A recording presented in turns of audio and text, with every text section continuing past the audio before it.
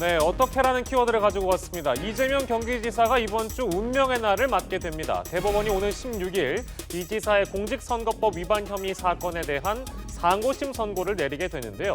2심에서 받은 당선 무효형이 그대로 확정되면 지사직을 잃게 돼 대법원의 판단에 이목이 집중되고 있습니다. 자세한 내용은 계속해서 두 분의 전문가와 함께 짚어보도록 하겠습니다. 일단 김성수 변호사께서 대법원이 내리게 될 결정은 일단 두 가지인 것이죠. 두 가지를 좀 정리해 주신다면 전망을 좀 해주세요.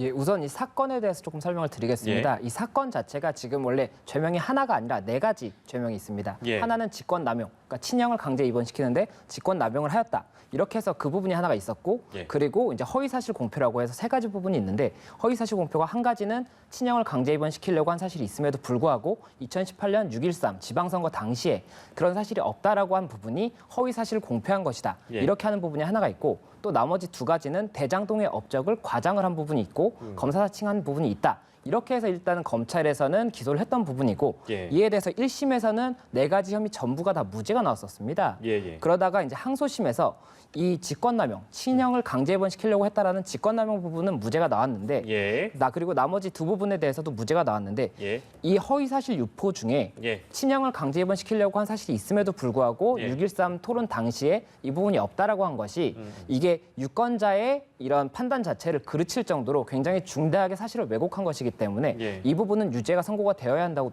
보고 그리고 예. 벌금 300만 원 이게 공직선거법상 100만 원 이상의 선고가 되면 예. 이제 지사직 자체가 잃을 수가 있는 부분인데 예. 300만 원을 선고를 하다 보니까 그 부분이 굉장히 이슈가 되었고 예. 이에 관해서 이제 상고가 진행이 됐는데 예. 말씀하셨던 것처럼 이제 두 가지 결론이 가능한 부분입니다. 그래서 한 가지는 상고 기각. 예. 상고 기각이라는 것은 뭐 이제 검찰이든 피고인이든 이 주장이 다 의미가 없기 때문에 항소심 2심에서의 판단을 그대로 확정을 하는 것이 상고 기각이고 예. 이제 파기환송이라고 해서 예. 뭐 이 네 가지 부분들 중에 나머지 부분에서라고 하더라도 법리적으로 뭔가 판단이 잘못된 부분이 있다라고 대법원에서 판단을 한다면 예. 이 부분을 다시 항소심 2심에 다시 내려서 다시 한번 판단을 해보라고 할 수가 있는 부분입니다. 예. 그래서 그렇다 보니까는 지금 이 부분이 어떻게 될 것인가 그리고 특히나 지금 쟁점이 되고 있었던 이 300만 원 벌금이 나온 이 부분에 대해서 과연 어떻게 판단할 것인지 이런 부분들이 쟁점이 되고 있는 그러니까 아까 저희가 브리핑에서 보여드린 그 선거 방송에서 이 지사가 얘기했던 부분이 얼마나 그때 당시 유권자에게 영향을 끼쳤는가에 대한 부분이 아마도 쟁점이 될 것 같고 이 지사 측에서는 아니 선거 결과를 보지 않았느냐 그때 이러이러한 차이로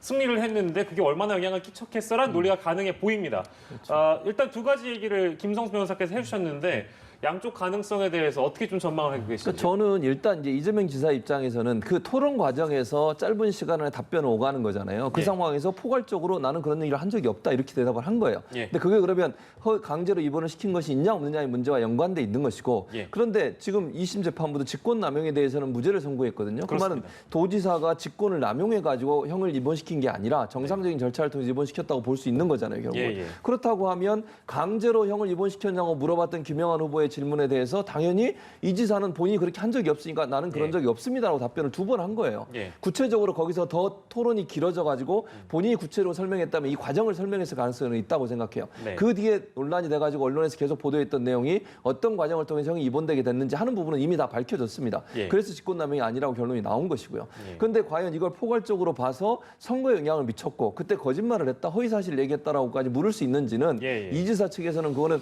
본인이 묻지 않아서 답변하지 않았다고 해서 그것이 허위사실 공표가 되는 것 자체가 인정할 수 없다고 주장을 하고 있는 것이고 예. 2심 재판부는 그게 선거에 영향을 미쳤다고 주장을 하고 있는 것이고 또 네네네. 이 지사 측에서는 선거에 영향을 미칠 만한 요소가 그렇게 크게 되지 않았다고 주장을 하고 있는 것이고 예. 당시의 토론의 과정상 답변을 짧게 하고 넘어갈 수 없는 상황에서 그렇게밖에 답변할 수 없는 상황이었지 일부러 허위사실을 공표할 의도가 없었다고 지금 주장을 하고 있기 때문에 예. 대법원이 이 부분을 유무죄를 다툴 때 정말 유죄냐 무죄냐 하는 부분을 판단할 때 중요하게 볼 가능성이 있다는 생각이 듭니다. 예, 그 대권 주자 반열에서 가장 어떻게 보면 이낙연 여권에서 본다면 이낙연 의원을 다음으로 가장 많은 지지율 나오고 있는 잠룡 중에 한 명이기 때문에 내일 모레 이제 그 어떤 운명이 결정된다는 거 보면 굉장히 무거운 결정일 수 있겠습니다.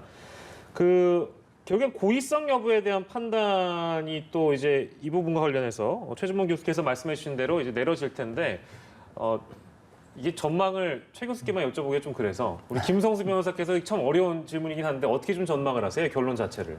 지금 뭐 여러 가지 요소가 있습니다. 여러 가지 요소가 있는 게 예. 원래는 이게 이제 2부에 대법원 2부에 이제 배당이 돼서 4명의 대법관이 판단을 하는 것이었는데 예. 이 대법관 부에서 판단할 경우에는 전원 일치 4명의 대법관이 동일한 판단을 했을 때는 이제 전원 일치로 판단이 나눌 수가 있는 건데 예. 이게 지금 이견이 있었던 겁니다. 이 4분 간에. 4분 간에 이견이 있다 보니까는 전원 합의체. 그러니까 12명의 대법관과 대법원장 1명. 그러니까 13명의 이제 대법관이 예. 판단을 하는 전원 합의체로 가게 됐고 이 전원 합의체 같은 경우에는 이게 당연히 참석하는 대법관분들이 많다 보니까 법리에 대해서 더 신중하게 그리고 더 여러 가지 의견을 받아서 그에 대해서 이제 판단을 하게 되고 예. 그렇다 보면은 이 공직선거법 250조 1항 이 허위사실 공표죄 같은 경우에 이게 문제가 되는 이유가 뭐 폭행이라든지 사기라든지 이런 부분들은 옛날부터도 굉장히 많은 판례가 쌓여있기 때문에 이 정도면은 폭행죄가 되지 이 정도면은 뭐 사기죄가 되지 이렇게 판단할 수가 있지만 예. 이 허위사실 공표죄 같은 경우에는 판례 자체가 많지가 않다 보니까는 예. 결국 이 부분에 대해서는 법리적인 판단이 필요한 거거든요. 그래서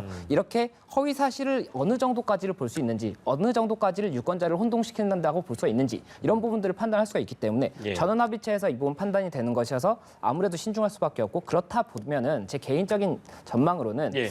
그러니까 그 파기환송이 될 가능성이 조금은 있지 않은가. 이게 좀 이제 제가 이제 좀 주제넘은 생각일 수도 있겠지만 예. 그런 생각을 조금은 하고 있습니다. 예. 곤란한 질문 드려서 죄송하고요. 아닙니다. 예, 내일 모레 이 결정이 내려지기 때문에 오늘은 단순히 전망만 하는 그런 시간이었습니다.